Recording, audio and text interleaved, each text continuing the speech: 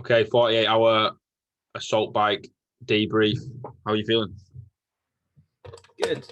Like, not as bad as I thought I would. I mean, I don't feel bad at all. I thought I'd feel pretty like physically beaten up and very like mentally drained, but all good. On the level. Feeling fine. Was there anything that hurt, like during the event? Ass. all ass and knees. That was knees, not so much, predominantly ass.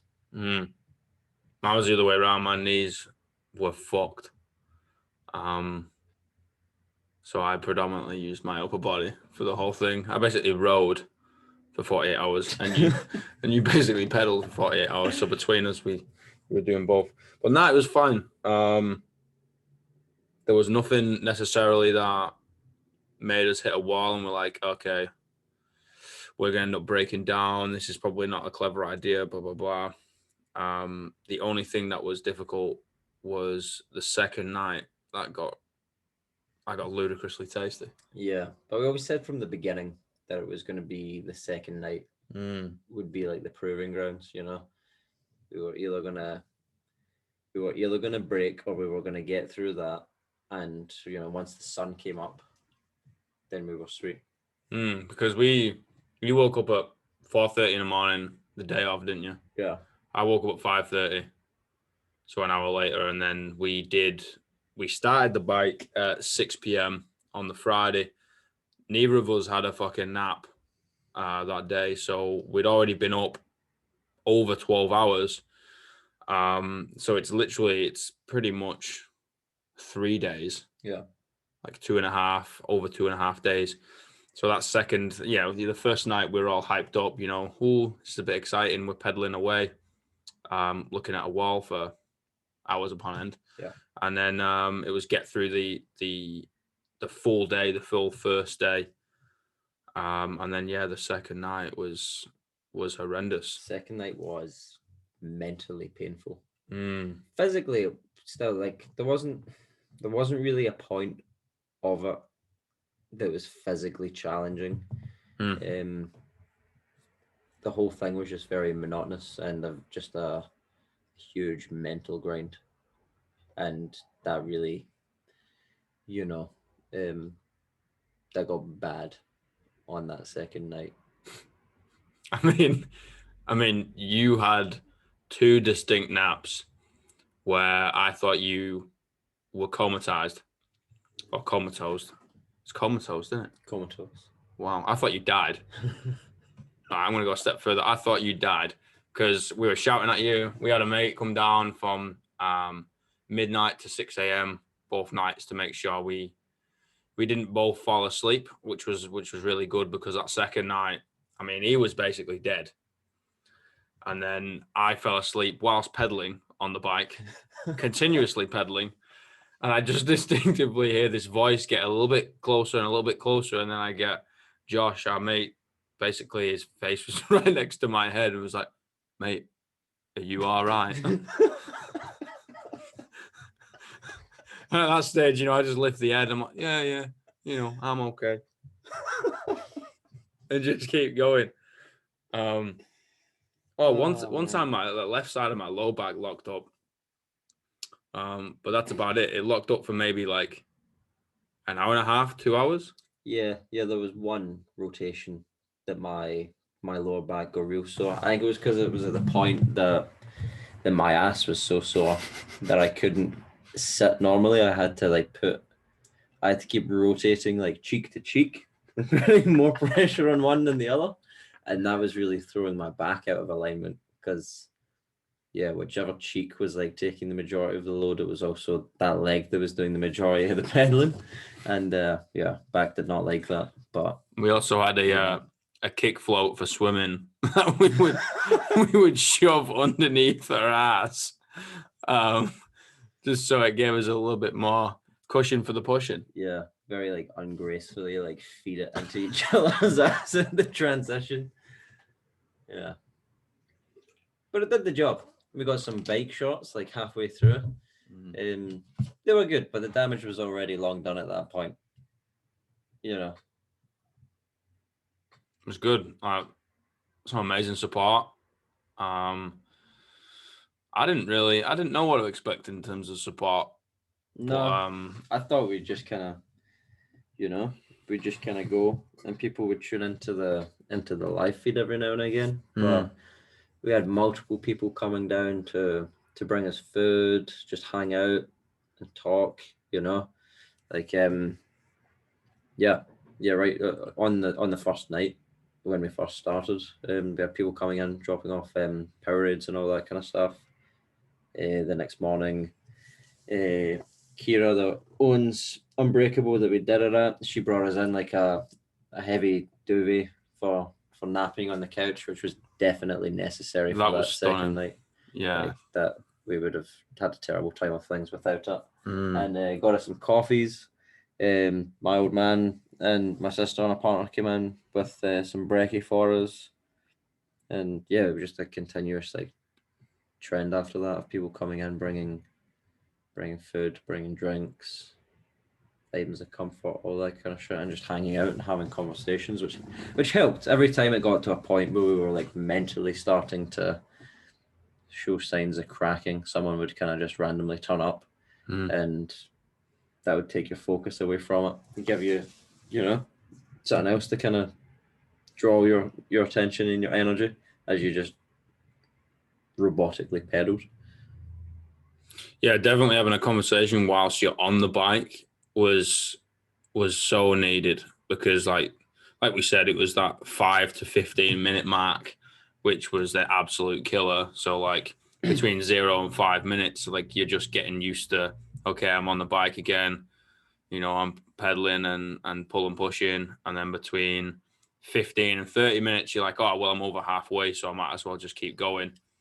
And the last 5 minutes, it's like, oh, it's only the last 5 minutes, so whatever. It's that 10-minute in the middle between 5 and 15 where it feels like every minute was about 30 minutes in length. Yeah, and we couldn't consistently like interact with each other that much because you'd be on the bike pedaling, and then when you come off, you're going to the bathroom, you're having some food, you're having a walkabout, or just like sitting down having a rest, trying to lie down. Yeah, so for the person on the bike, it was huge having people coming in to talk to, because couldn't always talk to each other, and when we did, it was usually once we'd entered a state of like deep delirium, just sleep deprivation. It was maybe like a 2-hour stretch where we didn't really say anything.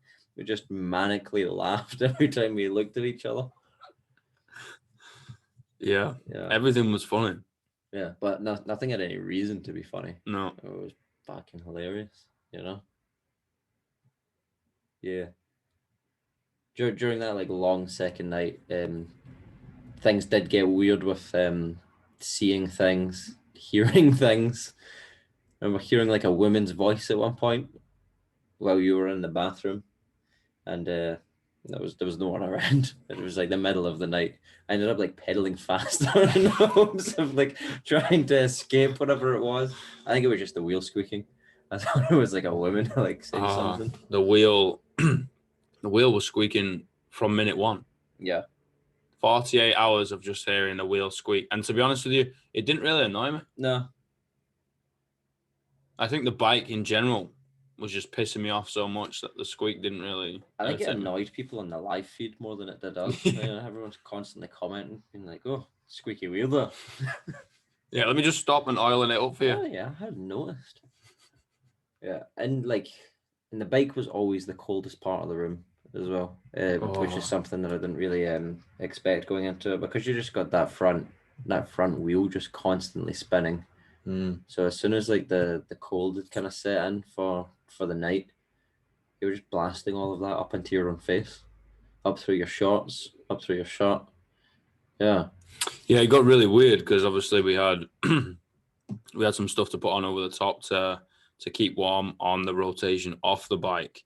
Yet during the nights, like it would obviously the temperature would go down and blah blah blah, and like because of sheer tiredness, we're not pedaling as quick, so the levels of sweat and the body temperature is going to be a little bit lower. That we ended up just having to keep it on and just pedaling through it. And you just keep on this like sweaty, damp, like cold.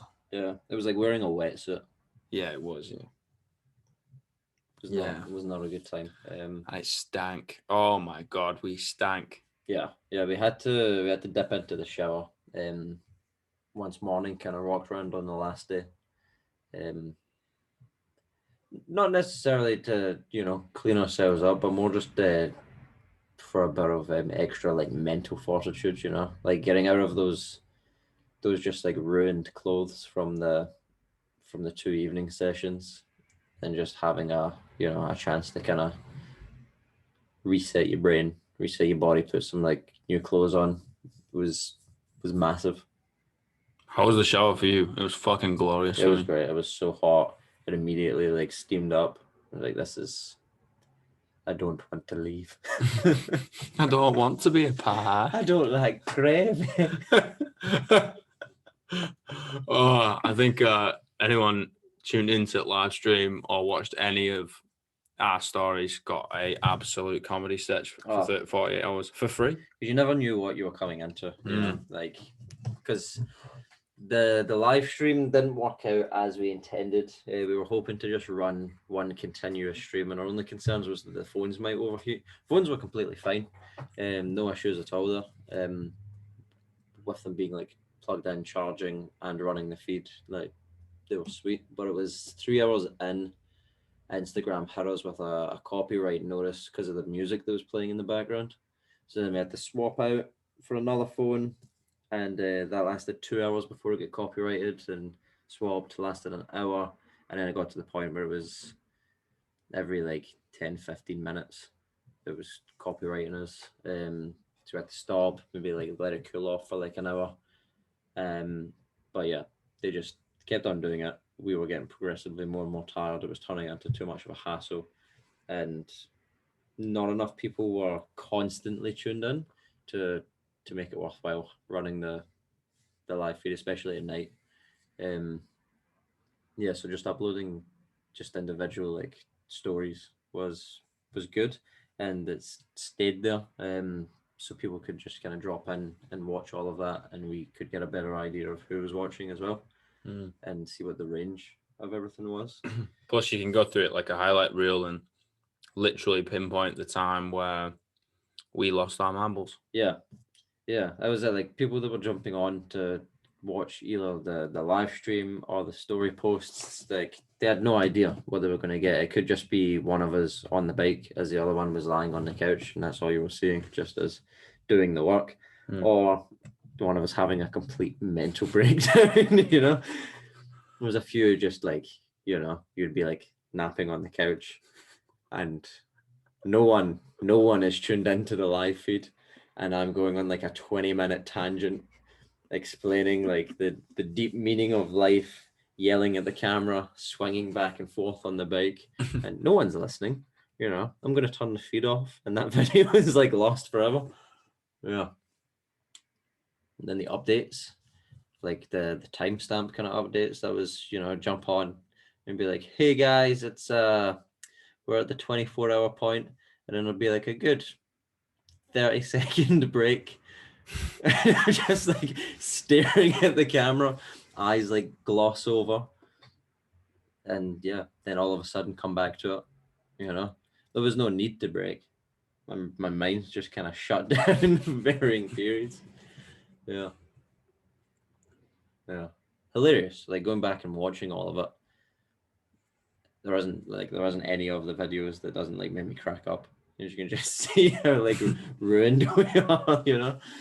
Eyes just like so like sunken and heavy, constantly like laughing. Nothing to laugh about, but always laughing. I just felt sorry for people that wanted to come in the gym and just have a nice weekend training session. Yeah, you could definitely tell who the people were coming in that were aware that we were going to be there, and the people that had absolutely no idea what was going on. Why are these two guys on this assault bike? Why have they been on it for the entire like 3 hours that I've been in the room? Why have they got a sofa?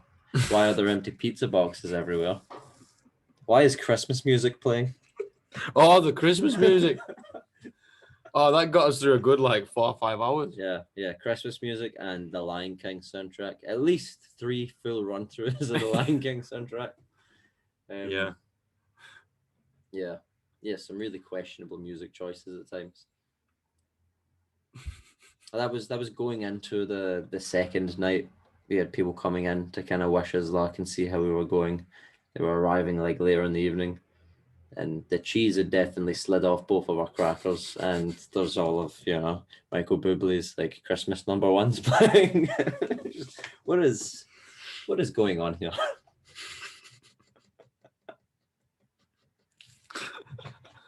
Not being able to hold down a conversation. Or I mean, it was one or two things, right? Someone's going to come in, support us, give us some support or a Powerade or whatever, and it's either going to be we can't hold a conversation, so it's like give us a high five or a fist bump, good luck, fellas, out they go, or we rope them into like this 30-minute long conversation about the meaning of life, and completely uncalled for. Didn't ask for it. They were talking about, I don't know, how good the pizza was last night. And the next thing you know, they're roped into the meaning of the universe.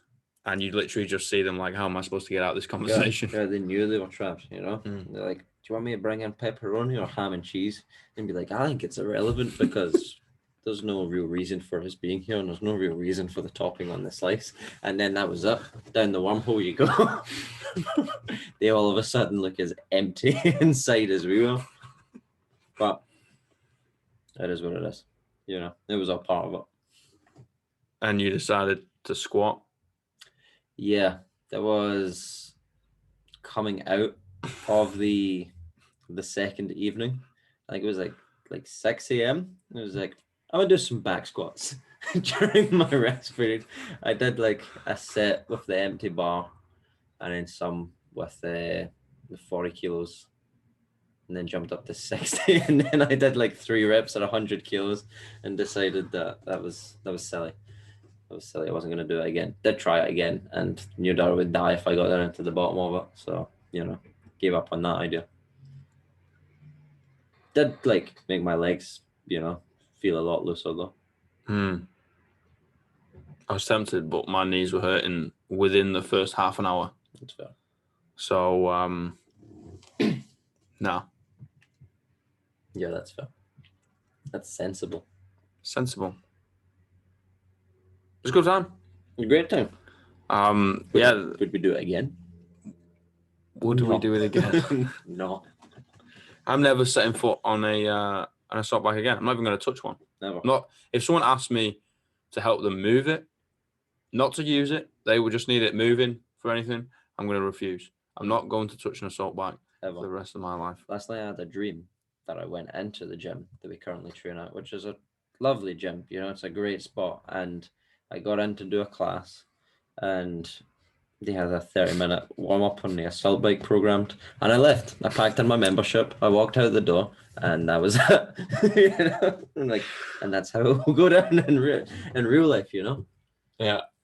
I mean, I kept dreaming that I knew my arms weren't moving, because obviously I'm laid down and they were like sprawled out like a starfish. But I kept dreaming and kept moving my legs, because I was like, oh, my arms aren't moving. So if my arms aren't moving, my legs have to be moving to make the bike move, because the bike can't stop moving. And I kept moving my legs throughout the night. Yeah. Sleeping there wasn't fun either.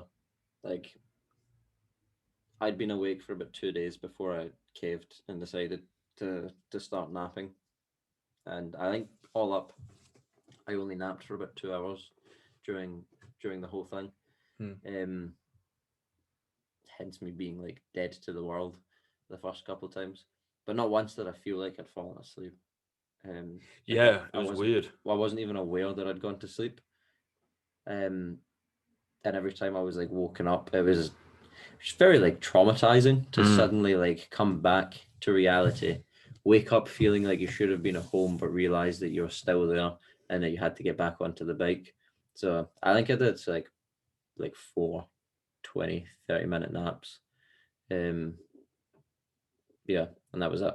I just decided that I just needed to kind of caffeinate myself from that point and just not sleep, because the the feeling of waking up to still being there wasn't worth the rest that I didn't really feel like I was getting from the naps. Yeah, it was really weird. It sent you into like a 5 to 10 minute state of like paranoia because you'd obviously fall asleep or you thought you fell asleep for 5-10 minutes. And then you wake up, it had only been 2 minutes, and you think you've had an entire night's sleep, or the other way around, you don't feel like you slept. And then whichever one's on the bike shouts you and be like, "You got 5 minutes," and then you're on. It freaks you out because you're like, no, I've not laid down. I've lost like 20-25 minutes of my life because I don't recall it happening. But my mind was still active. Like I remember most of the time I lay down, I knew exactly what the songs were. I knew what time the songs changed. Like I knew the conversations you were having with Josh during the night. So I was like cognitively still aware, but apart clearly my body had like shut down and gone to sleep. Yeah, I think there was only one because you got quite a lot of small naps in, and I think there was only one that I had to say your name more than once to get you up. And I never had to like yell or anything like that. No, I heard you say it and it fucked me. It just like jumped me out. It fucked with me. Yeah. Yeah. I was like out, but I just was completely like unaware that I'd gone to sleep. And when I like woke up, I didn't understand why it was my turn to get back on the bike. Because as far as I was concerned, I'd only just come off of it. And yeah, for me there was no benefit to going to sleep. It was just made it, I think it was only over like a 3-hour stretch that I squeezed in some naps. Realistically, I think I had one like towards the end, but yeah, it just made things worse in that time. Yeah, it was mainly just closing your eyes and having a state of like calm because obviously when you're on the bike, you're continuously moving. And then throughout the days and nights previous, we're like walking around, thinking we need to get some water on board, get some food on board, go for a piss or whatever. But it's that state of like, I've got 5 minutes of calm where nothing needs to be done. I don't need to do anything. I don't need to hurry up and get something done because I'm back on the bike soon. It's more like calm period, wasn't it? Yeah, the music was a big factor in all of the individual moments as well. Like you could kind of gauge how things were going based off of that. We had a lot of heavy rock, some metal, a lot of like gangster rap going on, a lot of grimy kind of stuff, and that was all during the focus kind of periods. And then in the evenings we kind of softened things down a bit more like classic rock, some softer music, and turned it down a bit. A little bit of indie. Yeah, which helped with the resting aspect, but made the bike a lot harder because you just had no momentum whatsoever. And you could also tell when those like deep moments of like delirium had set in, because that's when the Christmas music and the Lion King and everything came out. It just added to the surreal feel of things. Yeah, people coming in the gym and we're literally singing and dancing to Christmas music. Yeah. I wonder what they actually thought. They were like, "Oh yeah, this is really cool." Like, I wonder what they actually thought. I had a couple of people like message me through Instagram during those stints. They were just like, "This is the single like most hilarious thing I've ever seen." It was like you have truly lost it at this point. The thing is, like, I think the funniest parts were actually when it was just you and I in the gym. Yeah, because it was no holes barred. Oh yeah, we weren't trying to maintain any kind of conversation, hold any composure, or yeah. It was just, when it was just the two of us, we had to keep ourselves like occupied and entertained. And we just, as a part of like why we kind of had to cut the live feed as well, because like all of the mental filter was like really dismantled at one point. So yeah. There was all kind of things coming out, some things that probably shouldn't be said. So, Yeah. Yeah, there definitely was one time when we had it going for like 10 minutes. And then I got into like a 10-minute rant and cut the feed. You ended up cutting the feed. Oh no, we were experiencing some technical difficulties. Alex's brain has removed all filters. What do you mean I've been cancelled? Yeah. Hilarious though. It's fantastic. Absolutely hilarious. Wouldn't do it again. No, never again. Would recommend it. Yeah. Just to find out mentally what you're made of. The words written on the wall at Unbreakable, which was the host venue, really kept us going. I feel it just says Unbreakable, and then it has the dictionary definition written under it, which was not liable to break or be broken easily. Yeah. Yeah, man. And then obviously I wear my necklace that on the back it says built different. So it's those little nuggets that you remind yourself, when you do end up hitting those walls, because there isn't one wall that comes in waves. Comes in waves, exactly. And you remind yourself why you do it, right? And the charity that we did it for, the foundation, like they obviously do wonders. So we can suffer for a little bit for those guys and girls. 110%. You remember why you started, and then that pulls you through. Like, we had a lot of comments on the live stream just saying like, "Oh, I couldn't do that," blah blah blah. Well, you can. You just don't give yourself an option to quit. Remind yourself why you do it, and then also what we said earlier about that brotherhood bond. It's just like, well, he's doing it for me. He ain't gonna let it down for me, and I'm gonna do the same. I ain't gonna let him down. I'm gonna do it for him. Yeah, having a purpose that's like bigger than yourself as well is like a huge factor, I think. Like if I was just jumping on the assault bike for 2 days for no reason other than to jump on the assault bike for 2 days, then yeah, potentially break. Because there's no reason for me to be doing it, and it's a truly terrible thing to put yourself through. But when it does come to, trying to convey the message that we were looking to convey and achieve what we set out to achieve, then you're not only letting yourself down or each other down by stopping, but you're devaluing that higher like purpose that you've taken on, that you've taken responsibility for. 100%, man. Because like, people can look at that and gain some strength to pull through whatever dark hour they're going through, simply because we don't look at it that way, but because we're just pedaling away on a bike for 2 days straight, someone can on the other side of the world can get a little bit of confidence and a bit of strength from that, and that's all they need to to find the light. And if we quit and we get off and we stop because we're in a little bit of discomfort, or your back locks up, or you start hallucinating, seeing shit, you got to put things into perspective, right? Like, and that quote of "never end a good fight," like if it's good and it's worth fighting for, you won't stop, right? Yeah.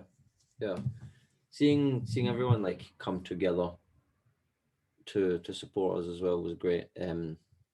Because it's exactly in line with what our overall message was on helping people and taking the time out of your day to do something for someone else.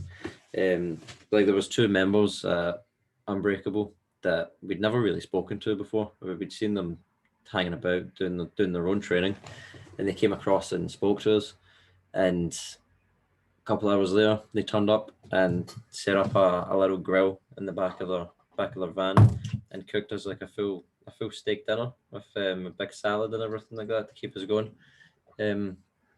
Just because they thought what we were doing was cool and important, and everyone else that came down and dropped off everything else to see us through.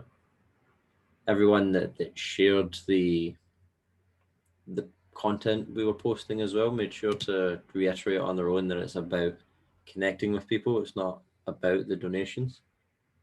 It was just seeing people like take that message on board was great to see, because you have like, you can see it like there and then. It's like tangible that like people are actually listening and people are, you're impacting the world around you. They wouldn't have done that if we weren't doing what we did. There were so many people like watching the stories that we were uploading that don't follow any of our other content, and it'd be like you'd upload a video, someone would watch it, and then it could be like a couple of hours before you uploaded anything else, and they're not going to get any notification that you're uploading the content, but you'd see them popping up again watching. You know that they're actively going out of the way to look at it because it's left some kind of impression on them. And yeah, that was in itself just like hugely rewarding to know that no matter what the scale, like we did what we set out to do, whether it's just like isolated to Christchurch and where we've grown up, like that doesn't matter. That's still, whether it's 10 people or like 10,000 people, yeah, you've made like an actual difference in the environment around you. And yeah, that's what we were aiming for. Yeah, man, it's people coming together, right, and helping one another through thick and thin. Like, I mean, marriage is a big thing, right? And what do they say? Like, you take the vows, and it's like for better, for worse. Yet we don't necessarily live that in day-to-day life with everyone, and it's like, people coming together, doing what's needed to be done, banding together through hard times, i.e.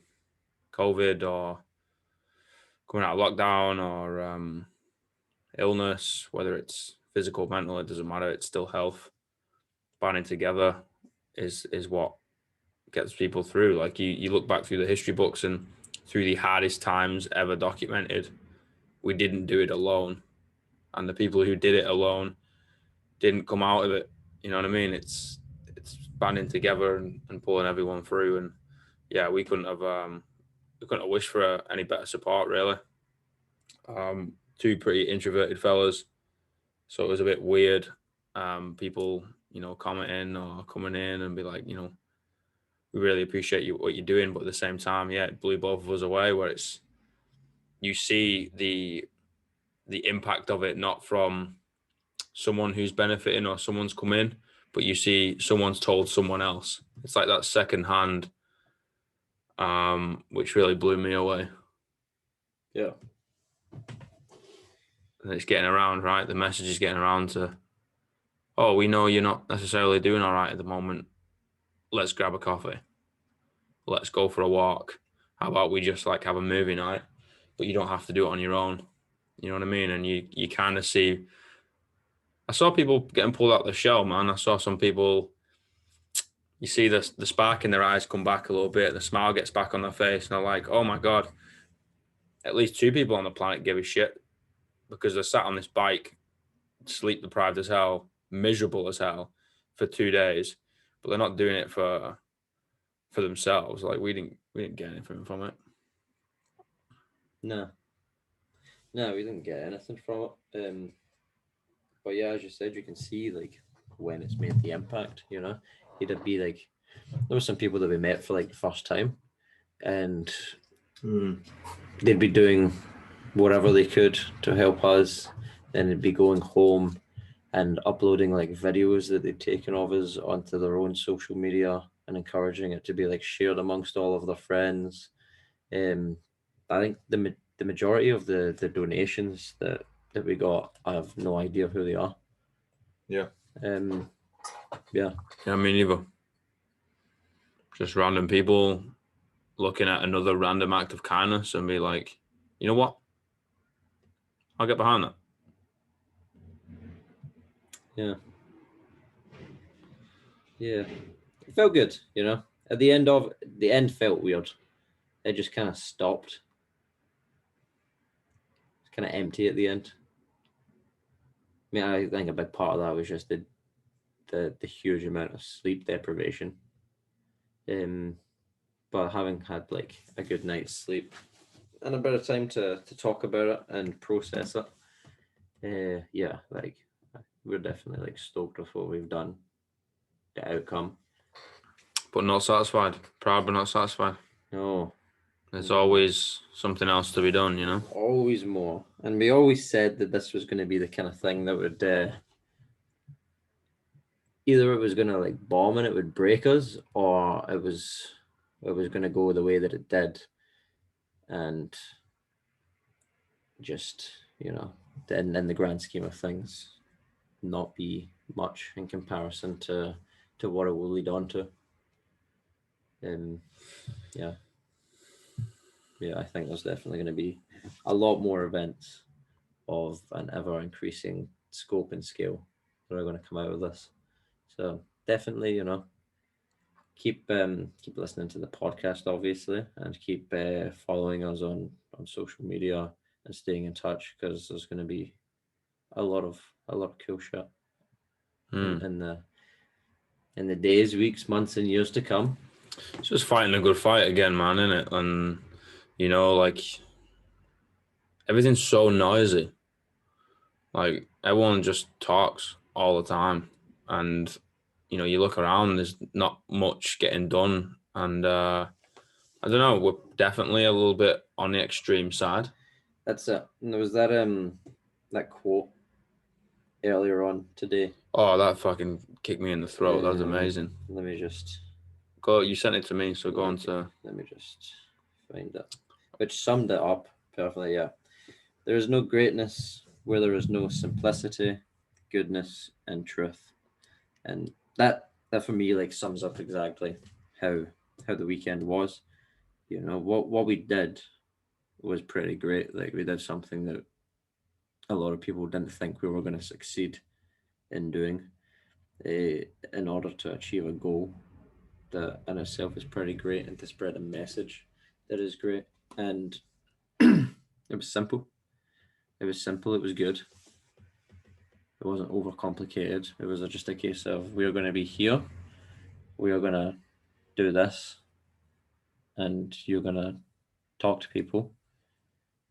And that'll be the end of it. Yeah, man.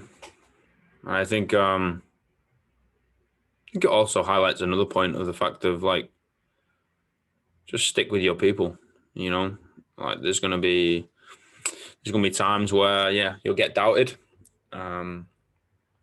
cast out, pushed aside, whatever. At the end of the day, like that shouldn't necessarily have to matter. What you got to do is keep your people around, keep your head down, keep things simple, keep the kindness going, and then look what came out of it. Yeah. Like we've gained a load more friends.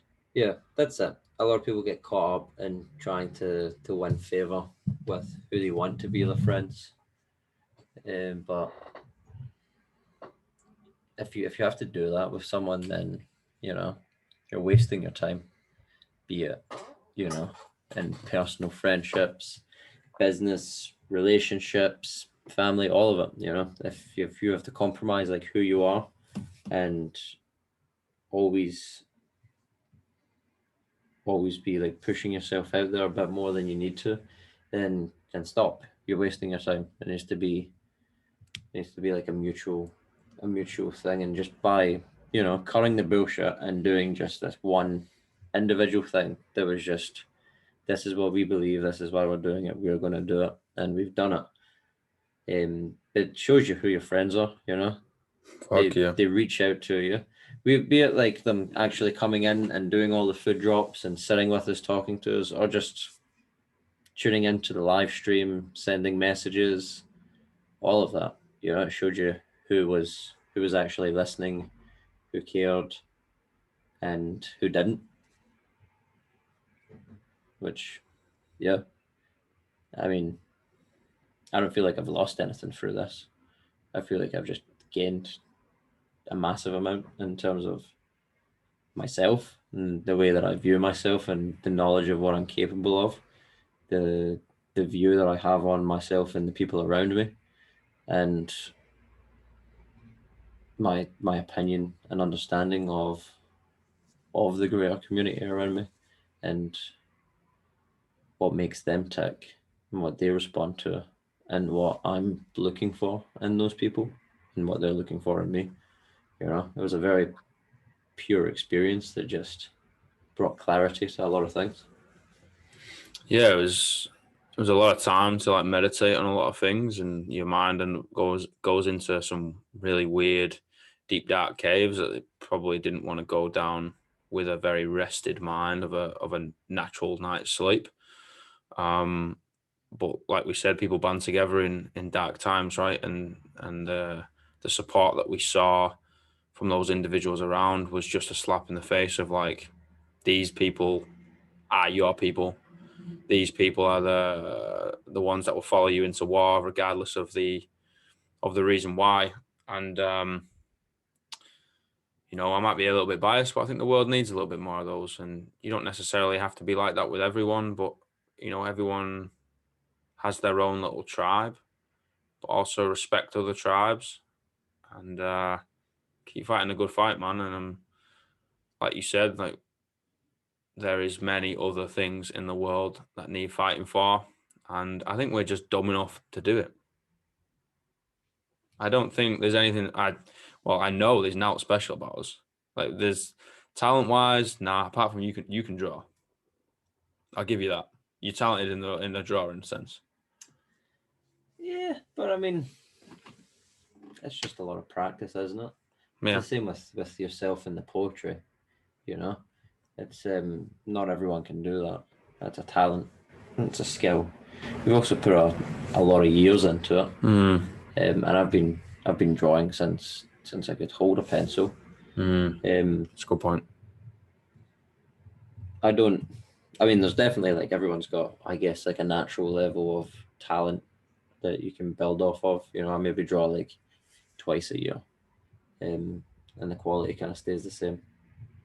But it's just something for me. Um, yeah, yeah. But in terms of doing impactful things, you don't need to be like a talented or a skilled individual. You just need to be willing to put the work in. Yeah, maybe we'll get into it sometime about the cave we blossomed from, to kind of to show that you don't necessarily have to have any natural talent. You don't need any finances behind you. You don't need a huge support system, or you don't really need to be anyone at all to do fucking anything. And yeah, maybe tell a couple stories sometimes. Yeah. But the day will come. All you got to do is do it. It's all hard work. All anyone ever focuses on is the end result. No one ever wants to look at everything that came before that. You look at people that are like killing it at the Olympics, at like title holding fighters and all that kind of stuff. People watch them and they're like, they are absolutely incredible at what they do. And it's like, I'll never be that good. And it's like, well, they also were, at a level where they're probably pretty shit at it, but they just had the determination and the drive to not stop trying until they got to where they are. And you got to do that with everything. When you look at Kobe Bryant, right? Everyone idealizes him, and yeah, he had an absolute tragic passing away. But about, I think it was 12, 13 years of age, he played an entire summer and didn't score one basket. He's like one of the greatest basketball players of all time. Like, and then add in his demeanor and like the leadership that he's passed on to people outside of the sport of basketball. Like, not a single point, not a single one, all friggin' summer. You're like, what was that guy naturally talented at it? No. Yeah, granted, he was taller than the average human, blah blah blah, given some stuff from genetics, but at the same time, it's like, nah, like, you just gotta put your head down, have that sense of purpose, put your head down and work at it. Yeah, you need to be willing to fail. That's That's the big thing that a lot of people aren't willing to kind of take on. Use like weightlifting as an example. You know, if you set the goal of I want to be able to deadlift 200 kilos, you're not just going to walk in, load up 200 on the bar and do it because you've willed it to be done. You gotta spend, the relevant to where you're at already, weeks, months, years, like slowly slapping on a little bit at a time, building up. You take a couple of nudges at it. You might not succeed. You'll probably fail a bunch of the build up to it as well. Eventually, though, through perseverance, you'll get it. And you got to look at it as, you succeeded. It doesn't matter if you tried to do it 10 times or 100 times and kept messing it up and not getting it, because at the end of the day, you still got it. The goal was achieved. You got to fail to get to that point, though. Yeah, man, and we're all writing a story, right? We're all writing our own story, and you're not going to be going to a movie or reading a book where it's like, once upon a time, there was a lad called Craig. He had a great life, got everything first time. At the end, you'd go ask the usher for the money back. You're like, that's a shite movie. Where's the plot twist? Where's the lessons he needed to learn? Where's the triumph? Where's the struggle? Where's the hardships? Blah blah blah. But we get a little bit lost and caught in the clouds with all that, and you maybe it's the whole society's fault. I don't know, but you idealize the result. Everyone wants the result. No one wants the process. It's all about the process, Just go and watch like Rocky, There's a guy that by all rights should never get anywhere. And just take like the first movie, like as just as itself, And it's like the dude just like works hard. He gets a shot at the title, and he doesn't even win. He loses, But it's like hard work got him to the point that he had the opportunity to fight the heavyweight champion of the world, from being like a nobody and a loser to getting to that stage, just through perseverance. And that in itself is the reward. You don't need the result. You don't need the win. You just need to put the work in and enjoy the process of doing that. Yeah, and it goes down to just being unwilling to quit. Right. Just be so stubborn that you ain't gonna subside until whatever you wanted to pursue is done. You can touch it with your hands. It's over. Like, did we ever think about quitting? Well, no, there's always doubt. There's always doubt. If anyone says they don't have any doubt with anything, they're bullshitting you. Like, there's always it's two wolves, right? There's a devil and an angel on your shoulder. There's a good and a bad one. And everyone's got that bad guy or that bad girl in their head. Everyone is thinking, oh, maybe I fuck that person over, or maybe I go break the law, or maybe I do this or whatever, Maybe I eat shit food rather than good food. Whatever it is, in whatever context, there's always that conversation, that internal dialogue. And it's just being able to say, nah, like, I put my head down to get this done. I have put it out there that this is going to be done. We put it out there that we're going to keep going, and the bike ain't going to stop for 48 hours. And it's done. Like, you just, hell or high water, you get it done. No matter what. You said you're going to do it, and go do it. Because if we turned around and said we were going to do it, and then we got off, our word would mean nothing. So we can no longer use our word. It has no weight anymore. It has no sustenance to it. So if you say you're going to do something, go fucking do it. That's it. Yeah, I don't have anything to add on top of that. That covers all of it. On to the next one. On to the next one. There's always another fight to fight. Yeah, 100%.